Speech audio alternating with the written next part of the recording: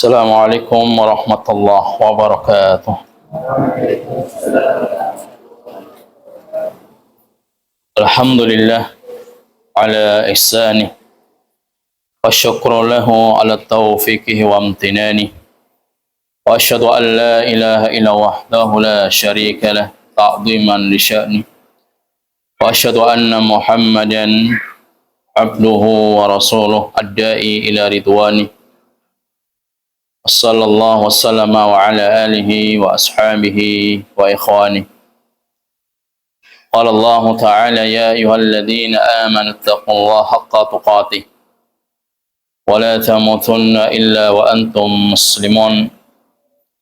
Wa qala Rasuluna sallallahu alaihi wasallam wa majtama'a qaumun fi baitin min buyutillah yatluna kitaballah ويتدارسونه بينهم إلا نزلت عليهم السكينة وغشيتهم الرحمة وحفتهم الملائكة وذكرهم الله في من عنده. أما بعد. خان وخاذي في الله أيها التلامذة الأحباء. Alhamdulillah, di kesempatan malam ini kita masih dimudahkan Allah Subhanahu wa taala untuk bisa melaksanakan aktivitas kita, kegiatan kita yang bernilai ibadah di sisi Allah Subhanahu wa taala dengan cara talabul ilmi. Karena nikmat yang paling besar setelah Allah berikan kita semuanya berupa nikmat iman dan Islam ini, maka nikmat yang besar adalah kita difahamkan di dalam agamanya Allah Subhanahu wa taala. Sebagaimana hadits Nabi sallallahu alaihi wasallam, "Man yuridillahu bihi khaira yufaqihu fid din." Barang siapa yang Allah kehendaki ia suatu kebaikan, maka Allah fahamkan ia dalam urusan agama. Jadi tanda baiknya seseorang itu ketika Allah Subhanahu wa taala memberikan pemahaman yang baik kepadanya di dalam agama ini. Akhwatul Islam, a'azzani Allah wa iyyakum. Pada kesempatan malam ini kita akan melanjutkan kajian kita dari matan Ta'dhimul Ilmi yang ditulis oleh Syekh Utsaimin hafizahullah taala. Kita sampai pada poin yang ke-17 tentang ad-dabbu 'anil ilmi wad-dawtu an hiyadhihi, ya. Jadi perkara-perkara yang menghalangi, yang menghambat ilmu seseorang, ya. Jadi perkara-perkara yang menghalangi dan menghambat ilmu. Kata beliau, "Inna lil ilmi hurmatan wafiratan." Ilmu itu memiliki kemuliaan yang sangat besar, yang sangat banyak. Wajibul intisara lahu idza tu'arrida li janabihi bima la yuslihu. Jadi dia harus, ya, menghindari perkara-perkara yang bisa menghalangi, yang bisa menghambat ilmu untuk kita fahami, ya. Di mana perkara-perkara tersebut, ya, tidak ada suatu kebaikan bagi kita. Waqad dhahara hadzal intisar 'inda ahli ilmi fi madahir, ya. Dan juga, ya, penampilan-penampilan yang nyata, yang ada kejelasan menurut, ya, para ahli ilmu di dalam sikap-sikap yang nampak jelas. Di antaranya adalah perkara-perkara yang menghalangi ilmu seseorang untuk bisa memahaminya adalah, dan ini yang telah dijelaskan oleh para ulama secara zahir, secara, ya, nyata, secara gamblang, di antaranya adalah ar-raddu 'alal mukhalif. Para ulama jelas mereka ini terus untuk membantah pemikiran-pemikiran yang menyimpang, ya. Faman istabanat mukhalafatuhu lisyari'ah rudda 'alaihi kainan man kan. Jadi orang-orang yang menyelisihi di dalam syariat Islam, maka dia harus dibantah, harus ditolak. Siapapun orangnya. Seperti apa? Penyimpangan-penyimpangan di dalam agama Islam. Ketika mereka mengatakan bahwa Allah itu ada di mana? Allah ada di mana? Aina Allah? Ya, Allah alal arsy istawa. Ar-Rahman alal arsy istawa. Allah bersemayam di atas arsy. Ketika di sana banyak orang yang menyimpang dari pemahaman yang benar ini, maka harus dibantah, harus diluruskan. Yang mengatakan Allah fi kulli makan. Allah ada di setiap tempat. Kalau ada di setiap tempat berarti Allah banyak, ya. Berarti Allah tidak di atas arsy-Nya. Ini yang sudah dibantah, diluruskan oleh para ulama. Siapapun orangnya yang menyimpang di dalam masalah akidah, menyimpang juga dalam masalah muamalah, yang mereka katakan bahwa fawaid bunuk, ya, jadi bunga bank itu boleh, hukumnya itu mubah, bukan haram. Ini juga termasuk, ya, pemahaman-pemahaman muamalah yang menyimpang, yang harus diluruskan. Dan masih banyak lagi, ya, kasus-kasus yang lain. Hamiyatan lid-din wa nasihatan lil muslimin. Ini semuanya dilakukan para ulama dalam rangka untuk menjaga agama Islam, supaya agama Islam ini tetap sesuai dengan apa yang diajarkan oleh Nabi sallallahu alaihi wasallam dan dipahami para sahabatnya. Jauh dari perkara-perkara yang sifatnya itu tambahan-tambahan, modifikasi dalam agama. Kemudian pemikiran-pemikiran yang rancu dalam masalah akidah. Seperti dalam masalah tauhid yang mereka katakan, jadi tidak ada kesyirikan pada umat Islam. Ya. Kenapa? Karena mereka ini sudah meyakini tentang tauhid rububiyah.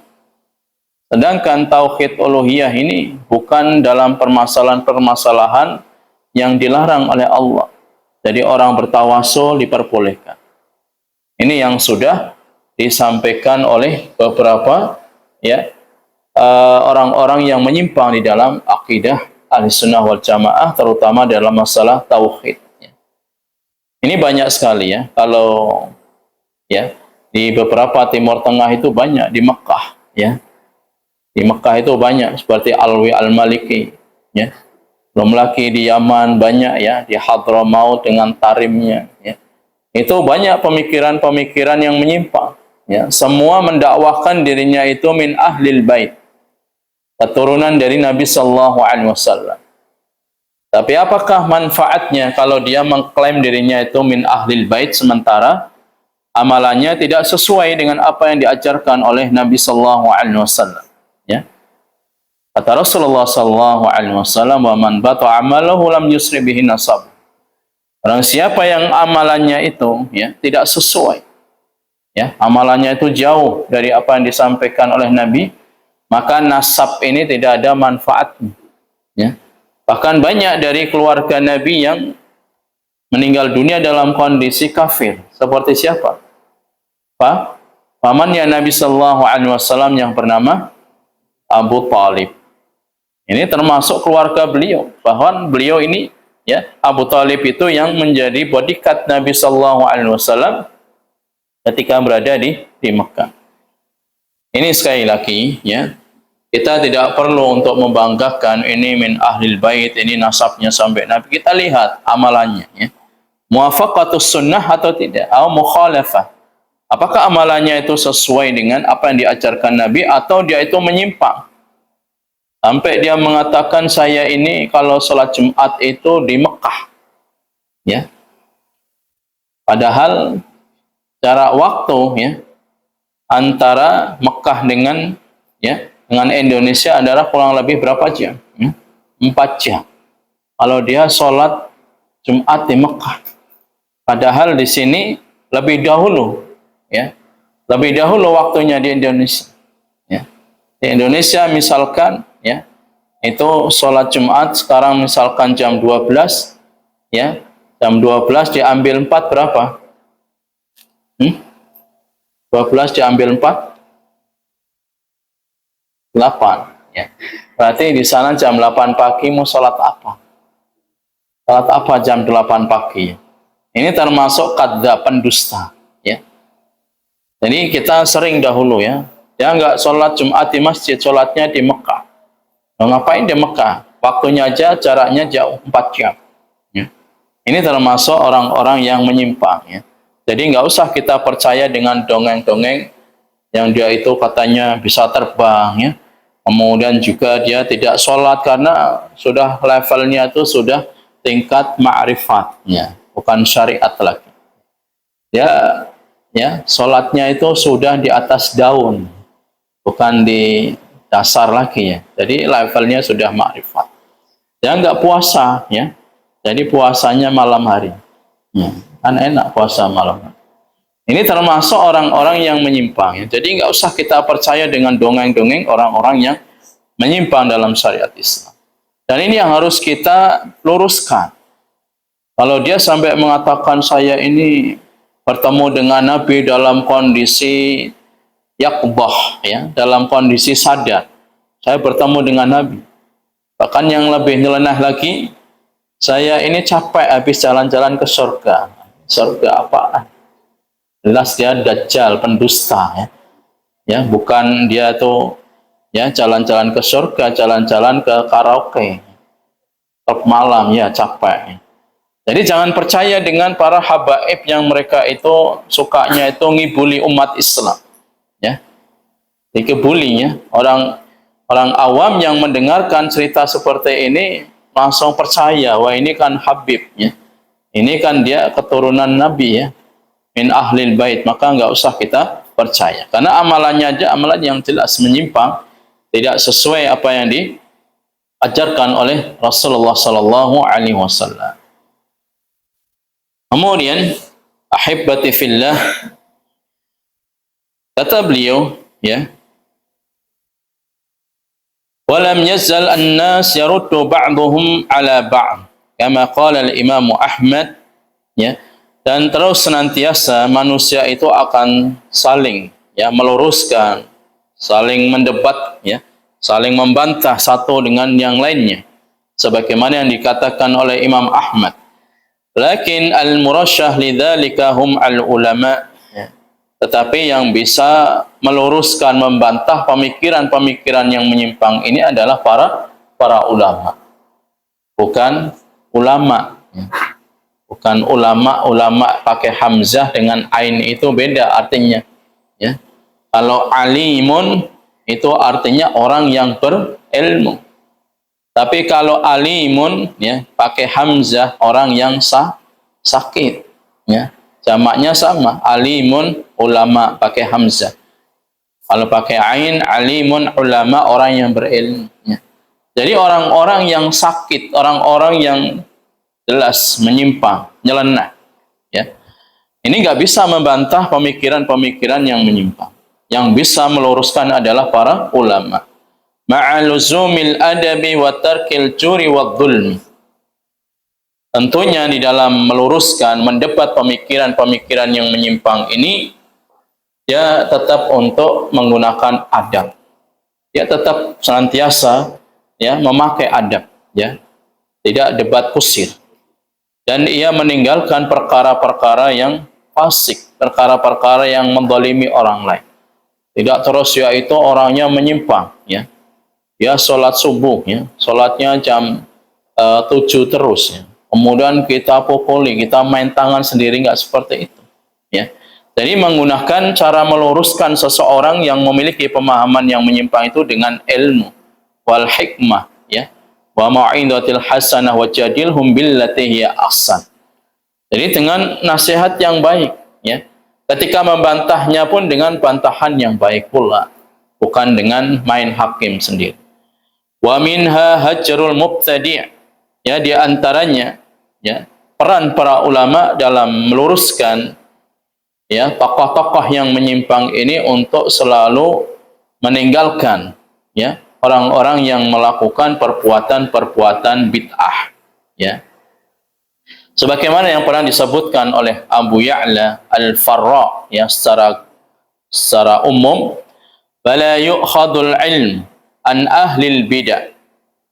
Jadi kata Abu Ya'la Al-Farra, beliau mengatakan jangan kalian itu ambil ilmu dari kalangan-kalangan ahlul bid'ah, ya, ahlul bid'ah, bid'ah.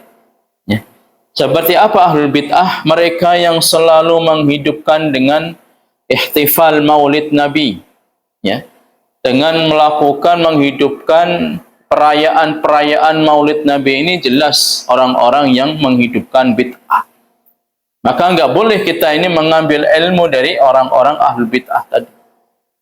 Ataupun orang-orang yang terus senantiasa menghidupkan nisfu Sya'ban, menghidupkan satu malam Muharram, bulan Syura, menghidupkan di 10 Muharram, yaitu yang ketika orang-orang Syiah berkabung, dan dia terus membenarkan. Maka kita enggak boleh, ya, kita enggak boleh mengambil ilmu dari orang-orang ahlul bid'ah tadi. Kata Abu Ya'la, "Idza itturra ilaihi fala ba's." Tapi jika dalam kondisi darurat, misalkan di suatu daerah itu enggak ada orang yang alim, orang yang bisa mengajarkan bahasa Arab untuk mempelajari bahasa Arab, supaya kita ini faham tentang Al-Quran dan Alkitab dan As-Sunnah. Tapi kecuali dari ahlul bid'ah ini tadi, ya, kalau dalam kondisi darurat, tidak ada orang alim di situ, maka kita boleh mempelajari bahasanya saja, karena kebutuhan kita di situ. Tapi untuk masalah akidah dan lain sebagainya kita tinggalkan, ya. Jadi dalam kondisi darurat tidak ada orang alim yang bisa mengajarkan ilmu tata bahasa, maka kita boleh, ya. Kama fir riwayah anhum lada al-muhadditsin, sebagaimana yang disampaikan para ulama-ulama ahlul hadis, ya. Wa fi dzalika yaqulu Syekhul Islam Ibnu Taimiyah, sebagaimana yang dijelaskan oleh Syekhul Islam Ibnu Taimiyah, muqarriran aslan kabiran ta'dhumul haja ilaihi fi azminatil jahiliyah al-fitan, ya. Jadi boleh dia itu mengambil manfaat, mengambil ilmu tata bahasa, ilmu-ilmu yang lainnya selain daripada akidah, sebagaimana itu adalah suatu kebutuhan dia untuk mempelajari Alkitab dan As-Sunnah di masa jahiliyah yang mana itu penuh dengan fitnah. Kata beliau, fa idza ta'addara iqamatul wajibat minal ilmi wal jihad wa ghairu dzalik, apabila dia itu ada udzur, ya. Jadi ada udzur untuk bisa menegakkan, melaksanakan kewajiban-kewajiban dalam rangka talabul ilmi dan jihad dan semisalnya, illa biman fihi bid'atun, kecuali dia harus mengambil ilmu dari ahlul bid'ah, ya, madarratuha duna madarr dalikal wajib, ya. Jadi dia mungkin memiliki suatu madarat, terpengaruh dari pemikiran-pemikiran dan pemahaman bid'ahnya, selain dari perkara-perkara yang wajib, ya. Artinya dia harus mempelajari akidah, ya. Tauhid kalau kita mengambil dari mereka maka menyimpang juga akidah kita. Tapi kalau selain itu, ya, ilmu-ilmu alat, maka kita masih diperbolehkan di saat kita ini enggak menjumpai ahlul ilmi dari ahlus sunnah wal jamaah. Kana tahsilu maslahatul wajib ma'a mafsadatin marjuhatin ghaira minal aqsi, ya. Maka untuk mendapatkan kemaslahatan kewajiban-kewajiban kita sebagai seorang talib,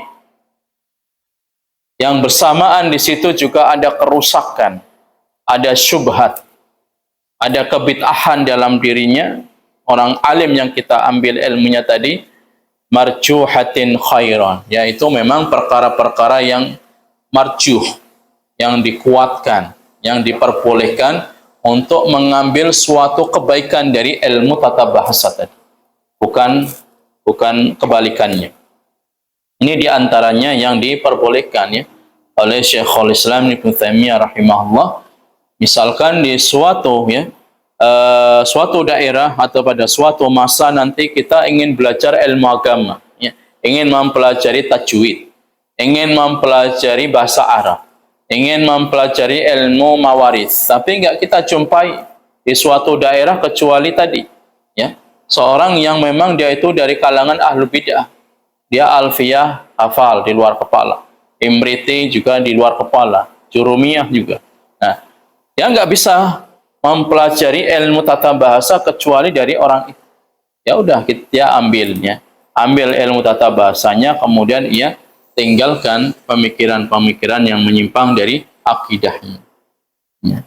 Ini yang harus kita pelajari. Kemudian, ya, khawatul Islam azani Allah wa iyyakum. Kemudian kita sebagai seorang alim, muta'allim yang harus kita terus pelajari, ya. Sebagaimana Umar bin Khattab radhiyallahu an pernah mengatakan, tafaqqahu qabla an tasudu, ya. Jadi hendaknya kalian itu belajar sebelum kalian itu menjadi seorang tokoh, ya. Jadi mumpung kalian itu di sini di pesantren, hendaknya kalian itu untuk mendalami ilmu-ilmu syariat Islam, mendalami tentang ilmu akidah, mendalami tentang ilmu fikih, muamalah dan lain sebagainya. Sebelum nanti kalian ini pulang, ya, turun gunung di masyarakat kemudian ditokohkan. Karena kebetulan di masyarakat itu nggak ada yang bisa baca Al-Quran, cuman kalian tok misalkan. Kemudian di masyarakat tidak ada orang yang pandai untuk mengajarkan ilmu bahasa Arab, cuman kalian. Nah, ini ketika kalian sudah ditokohkan, sementara kalian ini belum memiliki kapasitas ilmu yang cukup, maka ini akan banyak zalalnya, akan banyak kesalahan-kesalahan, ketergelinciran. Makanya benar yang disampaikan oleh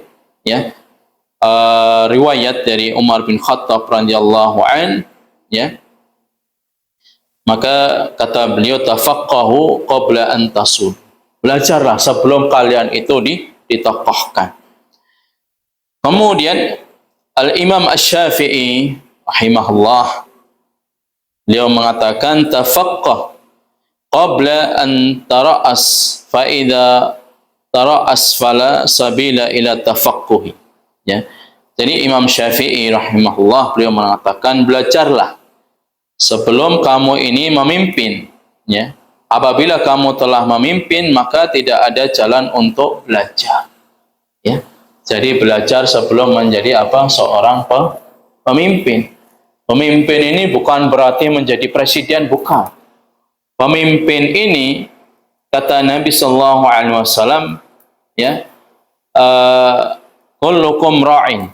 Setiap kalian itu adalah pemimpin. Kita ini pemimpin di dalam rumah tangga yang sudah berkeluarga. Kalian juga nanti akan menjadi pemimpin dalam keluarga kalian. Kalian nanti akan menjadi pemimpin di tengah masyarakat kalian. Ya, jadi semuanya akan menjadi pemimpin dan setiap pemimpin akan dimintai suatu pertanggungjawaban.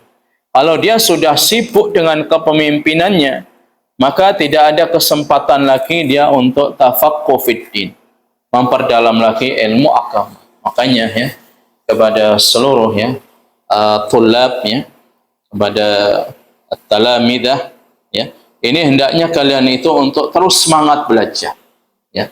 Sebelum kalian ini terjun di tengah masyarakat, sebelum menjadi pemimpin, sebelum nanti dipanggil orang untuk memberikan tausiah, ceramah, menyampaikan ilmu, maka saatnya kalian itu di sini untuk mendalami ilmu agama.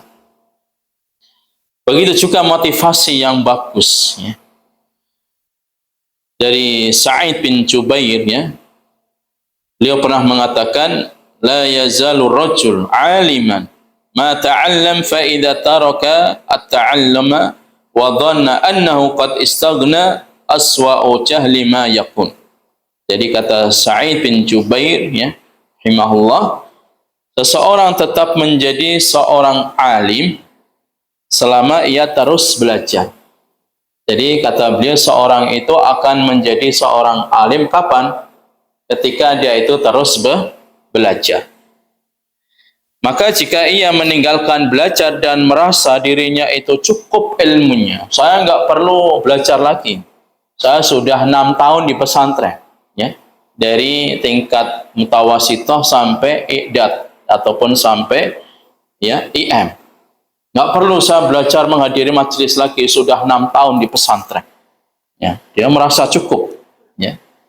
Maka itu merupakan ya seburuk-buruknya kebodohan. Ya. Jadi seburuk-buruk kebodohan itu orang yang merasa cukup, tidak perlu lagi dia menghadiri majelis ilmu, tidak perlu lagi dia untuk belajar ilmu agama karena sudah lama, sudah 6 tahun, sudah 10 tahun. Orang ini magrur, ya. Orang ini sedang tertipu dengan dirinya sendiri. Padahal yang namanya ilmu, ya, ilmu agama itu seperti al-muhit. Apa itu muhit? Yang tahu? Santri, santriwan dan santriwati. Al-muhit apa? Al-bahar apa? An-nahr, sungai. Ada sungai, ada laut. Yang lebih besar dari laut apa? Ya, samudra. Al-muhit. Ya, samudra. Jadi ilmu itu seluas samudra. Jangankan samudra, kalau lautan saja itu sekarang ini kita masih di tepi pantai, belum masuk ke dalam laut. Jadi ilmu yang kita pelajari ini belum kita masuk ke dalam lautan, belum menyelami. Ilmu itu sangat luas sekali. Kalau dia mengatakan, nah, saya sudah cukup, ya, saya sudah pernah belajar usul salasah, saya sudah pernah belajar kitab tauhid, saya sudah pernah belajar qawaidul arba, kasfu syubhat, kemudian fikih thaharah, fikih nikah, sudah cukup saya, nggak perlu belajar. Maka orang yang seperti ini adalah seburuk-buruk apa? Kebodohan. Jadi nanti ketika kalian ini pulang, ya, pulang kampung, sudah turun dari gunung, ya, terjun ke masyarakat, ini jangan terus merasa saya sudah lama di pesantren, saya sudah banyak belajar. Jangan. Ini menandakan orang yang paling dungu dia, orang yang paling buruk dalam kebodohan, yang orang yang merasa sudah cukup tadi dengan belajar ilmu agama. Begitu juga yang dikatakan, ya, oleh beberapa ulama. Jadi hendaknya dia itu untuk menghafal dan mengkaji Al-Quran serta tafsir dan ilmu yang ada di dalam Al-Quran. Ya. Jadi kalau kita ingin menjadi orang yang faqih, orang yang alim, maka hendaknya yang perlu kita pelajari adalah Al-Quranul Karim. Ya. Kata para ulama, an yabtadi'a awalan bi kitabillahil aziz. Hendaknya dia itu untuk mempelajari, mengawali dalam belajar itu di dalam Al-Quran. Sebelum dia itu mempelajari tafsir, maka dia harus mempelajari apanya dulu? Cara bacanya itu ilmu apa? Ilmu tajwidnya.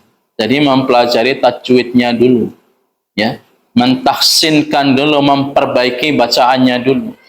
Kalau bacaannya sudah benar, sudah tartil, jadi baca Al-Quran itu tidak perlu tergesa-gesa, ya, tidak terus satu kali nafas dalam membaca surat Al-Fatihah, tergesa-gesa, ya. Jadi sholat tergesa-gesa membaca Al-Fatihah, ya. Kemudian baca ayat kursi satu kali nafas. Ya. Jadi ngapain dia membaca cepat-cepat sholatnya biar cepat selesai, mau ngapain? Padahal sholat itu kan kita sedang bermunajat, ya, bermunajat di hadapan Allah Subhanahu Wa Taala. Jadi yang harus kita pelajari sebelum kita mempelajari tafsir, maka kita belajar apa tadi? Tajwid dulu, ya. Setelah kita belajar tajwid, baru kita belajar tadi untuk memahami yang ada dalam Al-Qur'an dengan bahasa Arabnya. Ya. Jadi dengan bahasa Arabnya, misalkan ulaika, ya, innal ladzina kafaru sawa'un 'alaihim a andartahum. Kita baca, kita pahami dulu bahasanya itu, ya. Maksudnya itu apa? Ya. Jadi terjemahannya kita harus pahami dulu. Baru nanti setelah itu kita mempelajari tafsirnya. Ya. Karena itu adalah sumbernya ilmu. Ya. Mambaul ulum. Ya.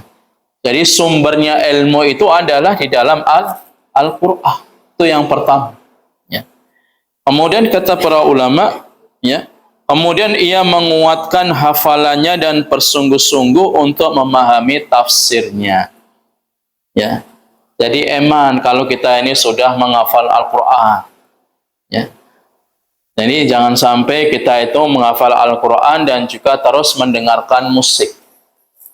Bisa enggak Al-Qur'an ini dipadukan dengan musik? Mana yang lebih kuat? Al-Qur'annya atau musiknya? Al-Qur'an atau musiknya? Ya, musiknya yang lebih kuat. Ya. Jadi hilang Al-Qur'annya. Jadi Al-Qur'an itu kata Nabi SAW, hafalan Qur'an itu, ya, dia hilangnya itu lebih cepat daripada tali apa? Tali onta. Tahu tali onta? Pernah melihat onta? Nanti ke gurun pasir. Belajar sampai ke Timur Tengah. Jangan cuma belajar di Indonesia toh. Jadi punya cita-cita harus setinggi mungkin. Jadi lebih cepat daripada tali onta. Ya, kita melihat, ya, wanita yang membuka aurat aja itu udah hilang berapa ayat. Kita dengar musik, hilang lagi ayat yang kita hafal. Kemudian kita main lagi, ya, TikTokan itu udah hilang lagi. Ya. Jadi mudah sekali Al-Qur'an itu untuk hilang dari hafalan kita. Padahal ketika menghafal aja sudah sekarat, ya, sulit. 1 jam itu 1 ayat, ya. Nah, ini sudah menghafalnya sulit. Kemudian untuk menghilangkannya pun sangat mudah sekali, ya. Jadi ayuha at-talib, ya, at-tullab wa talibat, ya, hendaknya kita ini benar-benar untuk terus, ya, menjaga hafalan kita. Baru setelah itu kita mempelajari tafsirnya, ya, dan ilmu-ilmu yang ada di dalam Al-Qur'an itu sendiri, ya. Selanjutnya, ya, selain kita ini menghafal Al-Qur'an dan memahami yang terkandung di dalamnya, maka kita harus mengkaji ilmu lainnya secara ringkas, ya. Jadi memang idealnya, ya, kalau kita melihat para ulama dahulu, para ulama salaf itu sebelum 10 tahun itu mereka sudah hafal Al-Qur'an, sudah punya modal, ya. Sudah punya modal untuk hifdzul Qur'an, ya. Jadi kalau mereka sudah punya modal menghafal Al-Qur'an, maka insya Allah dia itu untuk menghafal, memahami ilmu yang lainnya itu sangat mudah sekali. Bahkan orang yang menghafal Al-Qur'an dan dia bisa menjaganya itu akan dijaga oleh Allah Subhanahu wa Ta'ala. Itu di dunia, dan di dunia juga ketika dia sudah menghafal Al-Qur'an, nanti dia ada peluang besar untuk mendapatkan beasiswa. Jadi banyak sekarang beasiswa yang dibuka luas, dibuka terbuka bagi para penghafal Al-Qur'an. Mau masuk kedokteran gratis karena punya hafalan Al-Qur'an, ya. Mau jadi polisi juga gratis karena, ya, hafal Al-Qur'an, ya. Jadi terbuka luas, ya. Orang yang memiliki hafalan Al-Qur'an itu memang sangat dimuliakan, diistimewakan oleh Allah Subhanahu wa Ta'ala. Karena nggak setiap muslim itu Allah mudahkan di dalam menghafal Al-Qur'an. Jadi bagi kalian yang diberi kemudahan menghafal Al-Qur'an ini, terus semangat, terus menjaga hafalan. Dan jangan sampai kita ini terlalu banyak bermaksiat, ya. Karena maksiat ini akan menghilangkan hafalan kita, ya. Sebagaimana, ya, ketika Imam Syafi'i mengadu kepada gurunya, yang bernama Waqi, ya. Maka beliau ini mengadu tentang buruknya hafalannya. Syaqautu ila Waqi'i su'a hifdzi. Aku pernah mengadu kepada guruku Al-Waqi tentang buruknya hafalanku. Padahal kecerdasan Imam Syafi'i itu dzaka'u mufrid, kecerdasan di atas rata-rata. Tapi beliau ini mengadu tentang buruknya hafalan. Maka gurunya, ya, untuk memberikan bimbingan kepadaku, ya, untuk terus meninggalkan perbuatan maksiat dan menjelaskan bahwasanya al-ilmu itu adalah nur, cahaya. Wa nurullah la yuhda lil 'as. Dan cahaya Allah itu tidak akan diberikan kepada orang yang bermaksiat. Maka orang-orang yang bermaksiat, mereka yang setiap hari di kafe, setiap hari di klub-klub malam, ya, di tempat karaoke, ini jangan tanya mereka tauhid itu apa, kemudian bahasa Arabnya ini apa, ya jangan tanya, karena bermaksiat ya jelas ilmu itu terhalangi. Ilmu itu tidak akan masuk ke dalam hati seseorang ketika dia itu apa, bermaksiat kepada Allah Subhanahu wa taala, ya. Ya, bisa dipahami, ya. Jadi ilmu itu adalah cahaya dan cahaya Allah tidak akan Allah berikan, ya. Ini khusus, ya, orang-orang yang diberi ilmu agama ini juga spesial, ya. Yarfa'illahu alladhina aman. Allah mengangkat derajatnya orang-orang beriman di antara kalian dan orang-orang walladzina utul ilma apa? Darajat. Orang-orang yang belajar ilmu agama itu akan ditinggikan derajatnya di dunia dan juga di akhirat kelak. Jadi bersyukur kalian berada di tempat yang mulia ini, belajar ilmu agama ini harus bersyukur kepada kedua orang tua. Ya, kenapa? Karena orang tua kalian itu menyesal, kenapa kok dulu orang tua saya enggak menitipkan saya di pesantren. Ya. Jadi sebelum datang penyesalan ini, kalian harus memanfaatkan tadi. Ya. Meskipun di pesantren itu ya serba banyak kekurangan, ya. Banyak kekurangan karena ini untuk melatih kita ini supaya mandiri, ya. Kalau di rumah yang biasanya disuapin kan banyak yang masih disuapin. Udah gede SMP kan masih disuapin. Tapi di sini harus makan sendiri. Yang di rumah bajunya dicuciin, di sini harus mandiri nyuci sendiri, ya.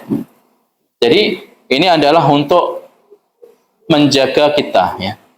Jadi untuk memberikan pelajaran kepada kita bahwa kita ini harus mandiri, ya. Kemudian, ya, di antara motivasi yang bagus, ya,